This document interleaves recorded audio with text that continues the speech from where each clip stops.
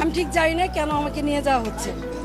যেহেতু আমার এখানে প্রশাসন এসেছে এবং ওনারা বলেছে যে আমার বিরুদ্ধে ওয়ারেন্ট ইস্যু করা হয়েছে, যদিও তারা আমাকে ওয়ারেন্ট ইস্যুটা দেখাতে পারে নাই, কিন্তু আমি আইনের প্রতি শ্রদ্ধাশীল হয়ে আমি তাদের সাথে যাচ্ছি।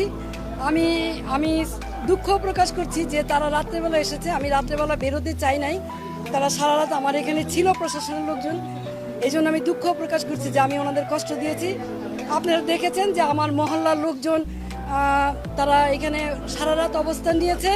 আমি আমার এলাকাবাসীকে, মহল্লাবাসীকে ধন্যবাদ দিতে চাই তাদের এই ভালোবাসার কারণে, যে আপনারা কোনো শৃঙ্খলা আচরণ করেন নাই, শান্তভাবে। আমি আপনাদেরই সন্তান, আপনাদেরই মেয়ে, আপনারা আমার প্রতি যে শ্রদ্ধা, ভালোবাসা, সম্মান দেখিয়েছেন, আমি আজীবন আপনাদের এই ভালোবাসা, শ্রদ্ধা, সম্মান মনে রাখবো। আমার এলাকাবাসী জানেন যে আমি আলী আহমদ চুনকার সন্তান। আমার বাবা সামনের রাজনীতি করেছে, দলমতের ঊর্ধ্বে উঠে রাজনীতি করেছে। আমি আলী আহমদ চুনকার সন্তান।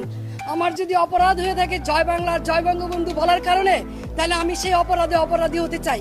এই জন্য যদি আমার বিচার হয় তাহলে বিচার হবে।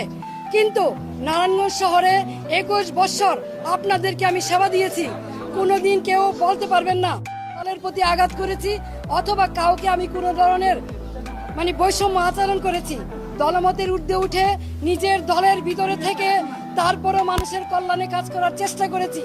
বিরোধ সত্য, মতভেদের সত্য, এই শহরের নারায়ণগঞ্জবাসীর জন্য এমন কোনো জায়গা নেই যেখানে প্রতিবাদ করি নাই।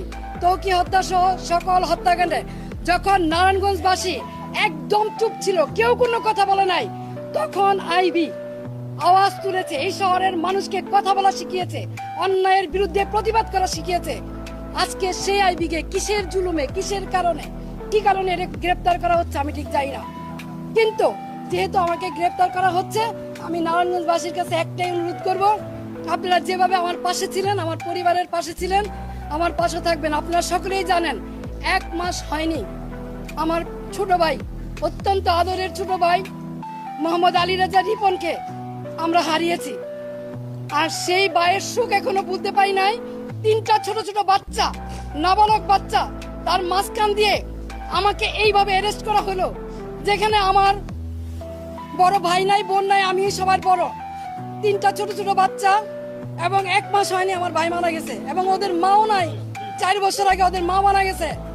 এইরকম এই অবস্থায় কি কারণে? আমি কি কোনো জুলুমবাজ? আমি কি হত্যা করেছি? আমি কি চাঁদাবাজি করেছি? আমি কি নারায়ণগঞ্জ শহরে এমন কোন রেকর্ড আমার আছে যে আমি কোনোদিন কোনো বিরোধী দলকে আঘাত করেছি? তাহলে কিসের জন্য, কি কারণে, কোন ষড়যন্ত্রের কারণে, কার স্বার্থে আমাকে অ্যারেস্ট করা হলো? আমিও প্রশাসনের কাছে জানতে চাই।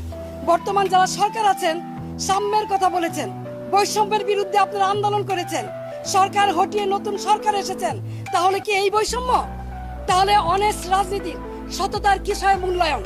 আমি তো বাড়িতেই ছিলাম, আমি তো পালাই নেই, তাহলে এইভাবে আমাকে অ্যারেস্ট করতে হলো কেন?